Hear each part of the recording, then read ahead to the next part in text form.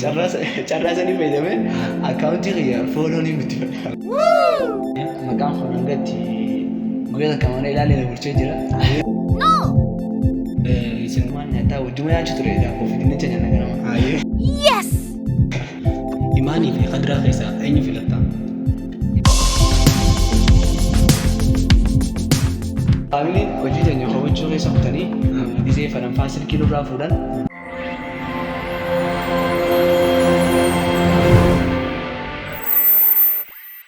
Imaanii fi Khadiraa. Kuni waan beekamu qabu. Maaliif dhibeeta?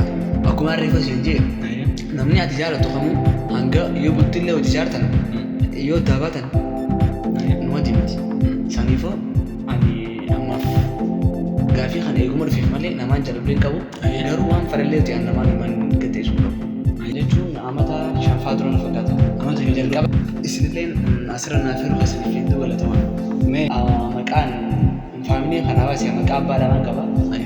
Kaa abbaan keenyaa baasee Seefudiini garuu hommaan tiina baaste Osamaadha. Kaa ummaan tiina na baaste jala. An jalqaba silkii bitadhee osoon bakka gaafa san laayikii faamilii kana appilikeeshin laayikii takkaa jira. San fayyadamoo osoo hin ta'in nama faraa dabarfannee daldalaa osuma akkasii biyya takka gaafa tiktaak nam takka hin beekan gaafa san maaramaa keessa jalqaba warri eegale anaa fi isaan faana. Mee maqaa kee dhiiftee haroo feemas jettee ati maaliif moggaafatte tiktaak? Wallaahi dhugaa dubbachuuf maqaan kun seenaa guddaa qaba.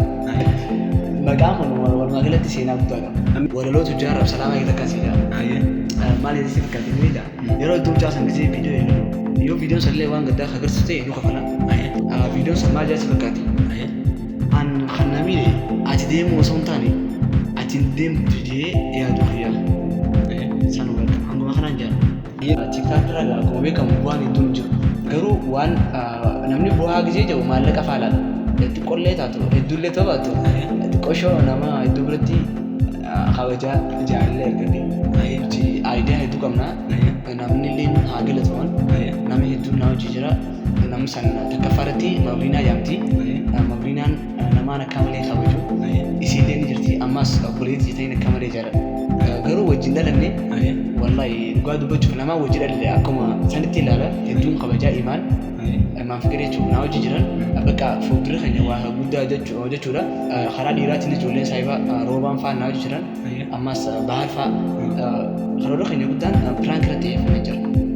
Wantiin bituun an godhu takkaffaarratti namoota nama arrabsanii jiran namoota akkanaa kana tiktook irraa hin dabarsiisa.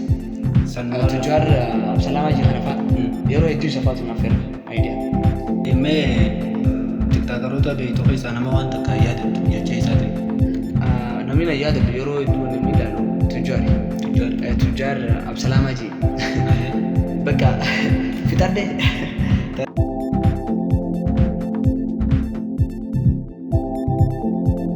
Siyaatu fatu ati of kabaji. Namni si haa jibbu ati of jaalladhu. Namni si haa miidhu ati immoo of kunuunsi.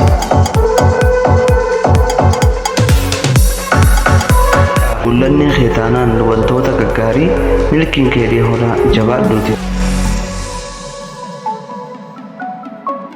Halkan hin barinee fi